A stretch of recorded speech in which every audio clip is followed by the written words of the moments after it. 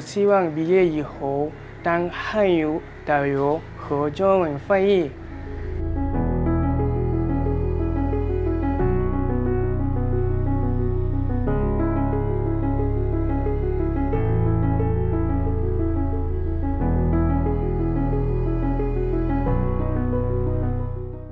Chinese market is very important to Tanzania. As we know, the Chinese population is over 1 billion, and we also know that Chinese and the China in general is also the major investor in Tanzania, as they have invested in different projects, including the infrastructure projects.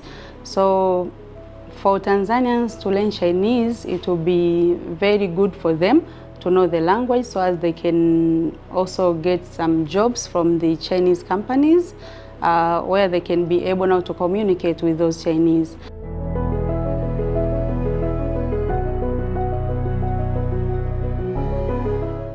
Nimeamua kusoma Kichina kwa sababu ya kujaza package yangu, kwa sababu Kichina chenyewe sasa hivi kinachukua wigo mpana kwenye nyanja tofauti tofauti ikiwemo na utalii. Kwa sasa ukilinganisha na hapo awali, namba ya watalii na Wachina wanaokuja kwa mambo mengine Tanzania imeongezeka.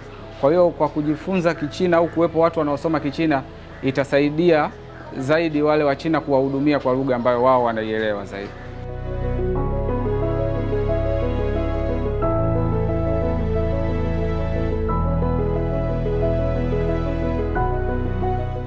学习这门语言，首先我觉得很有意思，然后很容易找工作。希望更多的学生来这边学习汉语。